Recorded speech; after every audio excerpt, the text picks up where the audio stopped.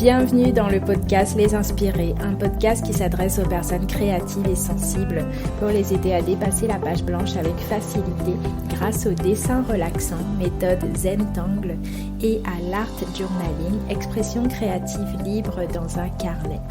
Je m'appelle Gisèle alias Gigi Hook, artiste, coach créative et enseignante certifiée de Zentangle depuis 2017.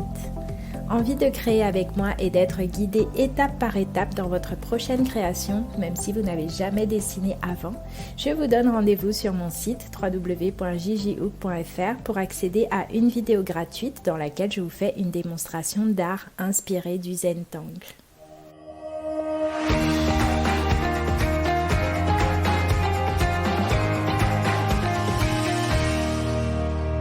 Alors, le regard des autres, c'est un gros sujet, un très gros sujet que j'ai tellement éprouvé et ressenti, surtout durant les premières années de ma pratique, quand j'ai commencé à dessiner, que j'ai décidé de créer dans un carnet, sur des papiers, dans des blocs-notes.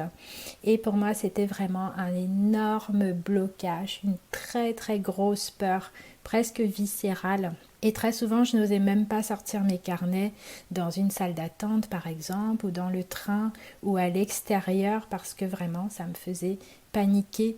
L'idée que les gens puissent passer autour de moi et regarder un petit peu ce que je faisais et éventuellement avoir un avis, justement, une opinion, peut-être même négative sur ce que j'étais en train de dessiner.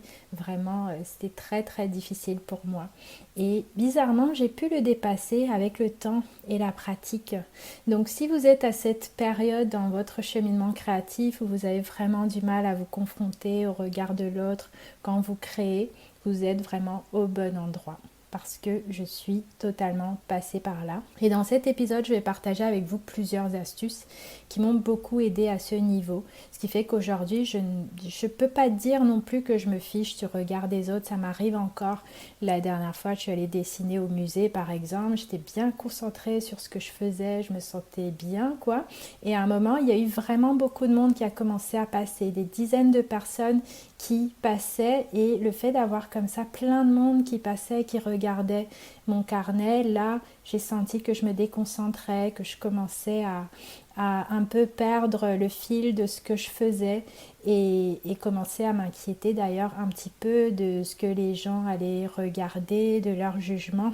Mais j'ai pu tout de suite m'en rendre compte et me rappeler que c'est bon, que je pouvais respirer et que je pouvais vraiment me reconcentrer sur ce que j'étais en train de faire tranquillement. Donc c'est pour ça que je ne pourrais pas aller jusqu'à dire que je m'en fiche totalement du regard des autres, mais je me suis vraiment beaucoup ancrée avec le temps dans ce que je fais et ça c'est lié à un déclic que je vais justement partager avec vous dans cet épisode.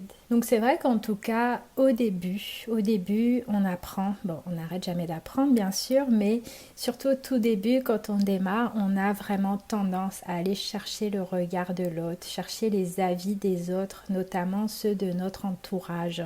Je sais que moi j'avais vraiment ce besoin là et donc quand on a un entourage encourageant c'est cool, mais quand c'est pas le cas, ça peut être vraiment compliqué, ça peut vraiment nous bloquer et même nous empêcher de créer pendant longtemps. Donc personnellement, moi quand j'ai décidé d'apprendre à dessiner, j'y connaissais rien. J'avais eu quelques cours de dessin au collège, je pense que tout le monde en a eu une ou deux fois dans sa vie, mais voilà, j'ai jamais vraiment pris de vrais cours, j'ai pas fait d'études d'art et donc quand j'ai commencé à regarder des tutos en ligne, j'ai testé plein de choses et à chaque fois que je finissais une création, en fait un travail, je pouvais pas m'empêcher d'aller le montrer à quelqu'un.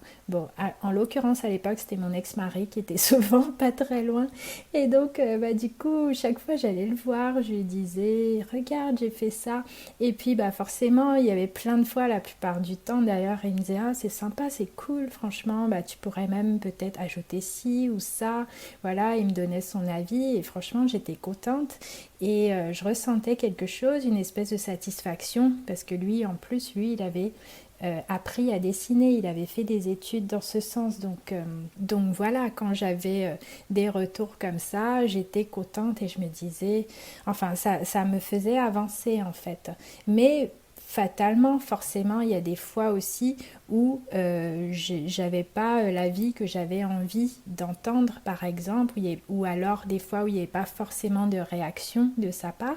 Et dans ces moments-là, vraiment, ça pouvait vraiment me miner et me casser un peu dans ma trajectoire. Et donc, je me rends compte que quand j'ai démarré, j'avais beaucoup cette attente-là, un peu comme s'il fallait que les autres soient là pour valider vraiment ce que je faisais, valider mes avancées, valider que c'était joli.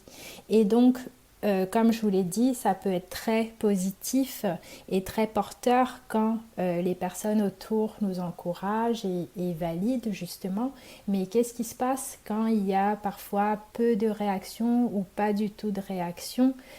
Comment nous on l'interprète, et donc finalement est-ce que c'est si important dans ce processus-là d'aller chercher la validation de l'autre. Donc j'ai bien fini par me rendre compte quand même que c'était pas forcément quelque chose qui m'aidait, que c'était pas sain pour moi, ni forcément utile en fait d'aller comme ça tout le temps chercher un petit peu les avis d'autres personnes.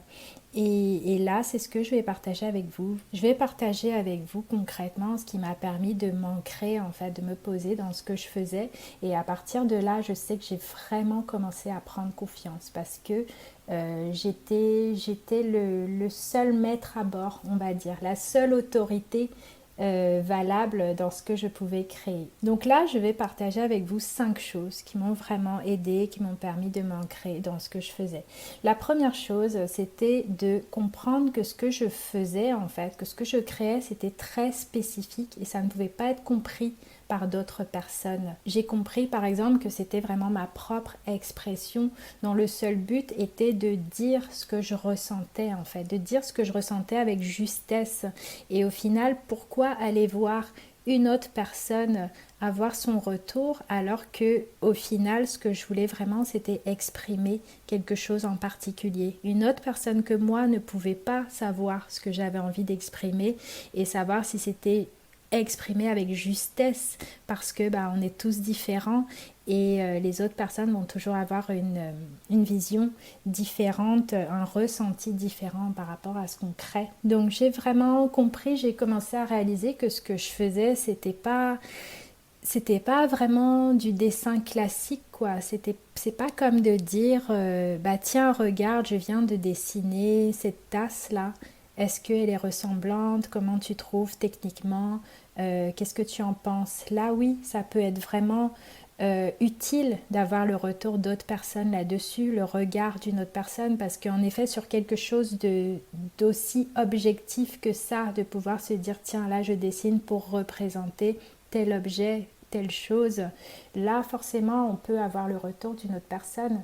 Mais je me suis rendu compte que ce que je faisais, et puis d'ailleurs le thème de ce podcast, c'est que on utilise beaucoup la méthode Zentangle, l'art journaling, qui sont finalement des méthodes très très libres où certes il y a des codes, il y a des façons par exemple de dessiner tel ou tel motif, mais c'est des méthodes quand même c'est des pratiques qui sont quand même assez libres et qui justement n'ont pas d'attente au niveau du résultat. La seule attente, c'est de se sentir bien. Comment je me sens en fait une fois que j'ai fait ça. C'est ce que je me demande souvent. Est-ce que là j'ai exprimé ce dont j'avais envie?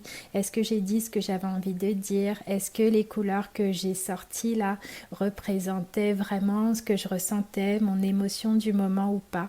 Et ça finalement, on est les seuls à pouvoir répondre à cette question. On est les seuls à pouvoir se dire ah oui, j'avais besoin de ça aujourd'hui, j'avais besoin de ce moment-là, de ces 30 minutes à simplement dessiner des motifs.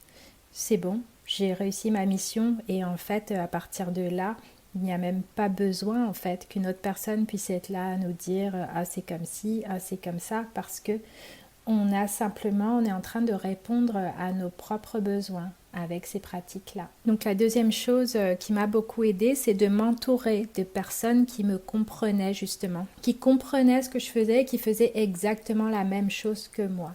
Donc c'est pour ça qu'Internet m'a énormément aidée. Donc quand j'ai démarré, j'avais déjà mon blog où à la base je partageais beaucoup le crochet, ce que mes créations en crochet dessus.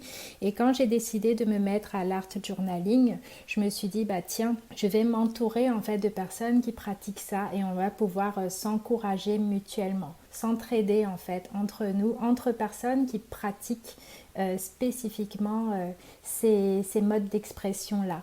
Et c'est là que j'avais d'ailleurs créé un challenge qui a duré quelques années, qui était top, qui a bien marché. Ça s'appelait le challenge Art Journal et Gribouillage, où justement toutes les semaines on lançait un thème et on postait directement sur le blog. Chacune postait sur son blog en fait ses créations, ses pages en accord avec le thème, et donc il n'y avait aucun jugement de valeur, de technique. C'était simplement on pratique ensemble, on se fait du bien, on est bienveillante, et vraiment ça m'a beaucoup aidée. Donc le fait de s'entourer, je vous inviterai à vraiment vous entourer de personnes justement qui comprennent votre pratique et qui sont dans le même état d'esprit que vous pour pouvoir avancer et vous ancrer vraiment, prendre confiance dans votre pratique. Donc la troisième chose qui m'a énormément aidée, c'est le fait de m'ancrer dans le message de la méthode Zentangle. Donc d'ailleurs, après ma certification que j'ai passée en 2017, je crois que c'est là que j'ai définitivement arrêté de chercher l'avis des autres dans mes travaux, même à la maison en fait, où vraiment j'ai décidé, ça s'est ancré pour de bon en moi, cette notion de no mistakes, il n'y a pas d'erreur, c'est quelque chose qui est très très important, un principe de base dans la méthode Zentangle, c'est ça, qu'il n'y a pas d'erreur en fait, l'erreur n'existe pas.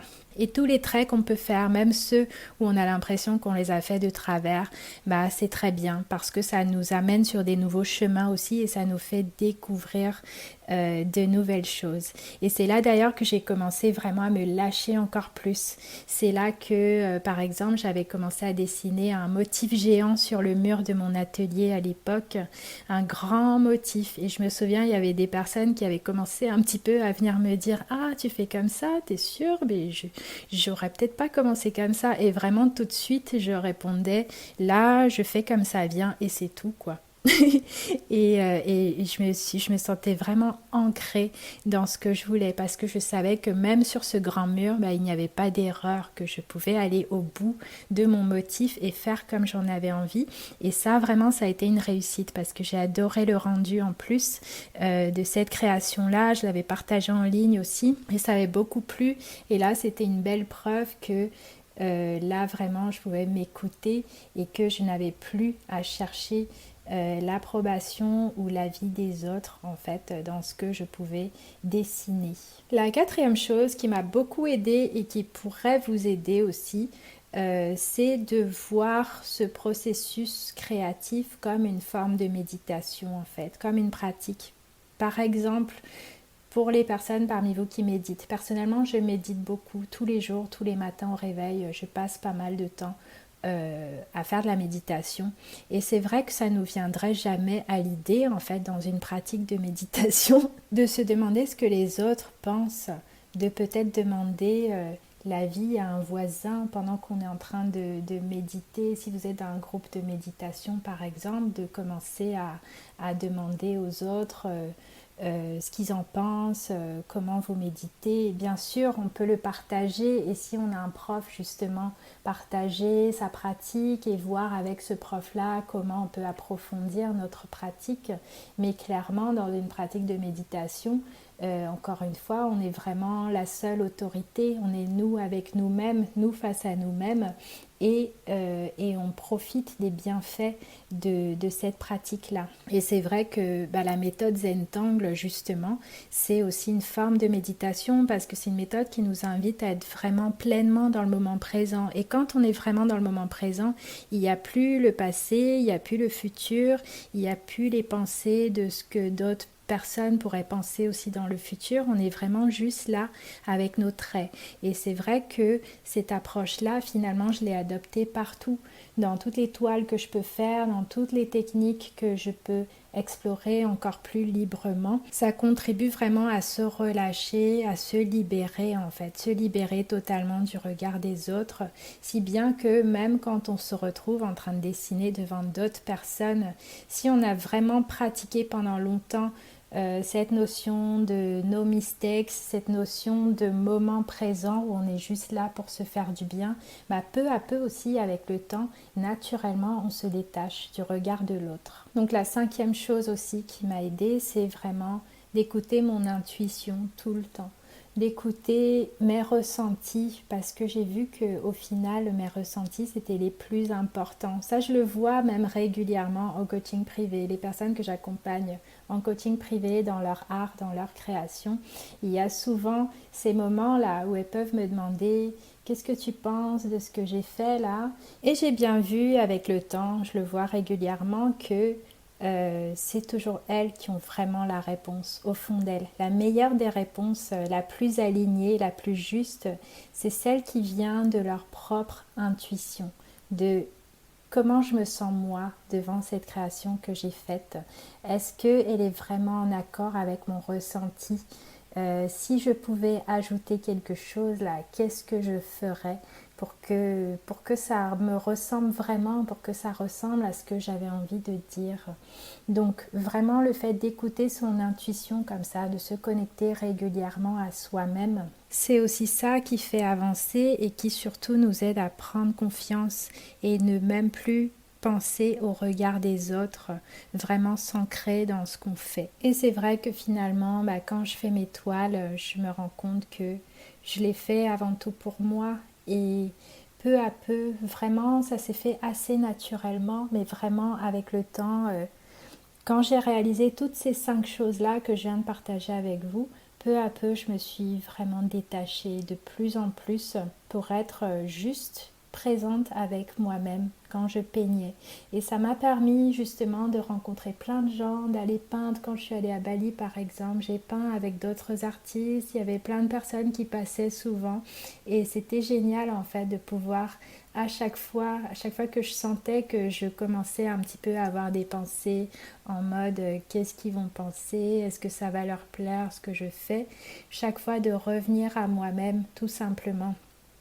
À chaque étape de me demander où est-ce que j'en suis là, qu'est-ce qui m'apporterait de la joie, d'ajouter là sur cette toile, qu'est-ce qui me ferait du bien là tout de suite. Ça m'a permis vraiment ces questions-là de m'ancrer totalement, d'être très ancrée dans ce que je faisais et justement me détacher de plus en plus du regard des autres. Donc j'aimerais continuer cette conversation avec vous.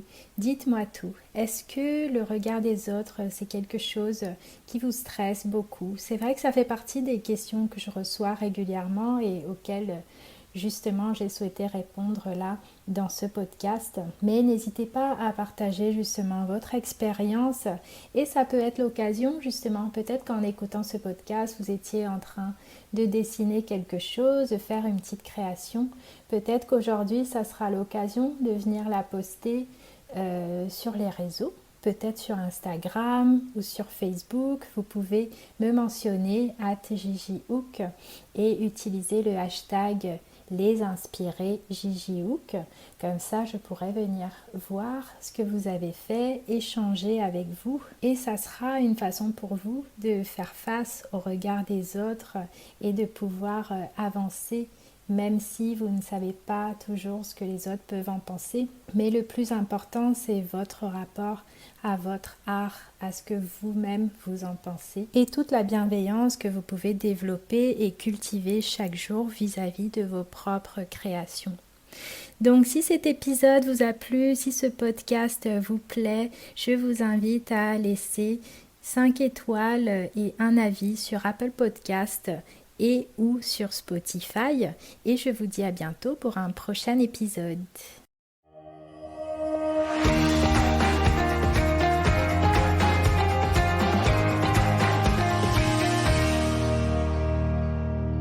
Si vous voulez être guidé en vidéo dans votre prochaine création pour découvrir l'art inspiré du Zentangle et l'art journaling, je vous donne rendez-vous sur mon site pour accéder à une vidéo gratuite dans laquelle je vous fais une démonstration d'art inspiré du Zentangle.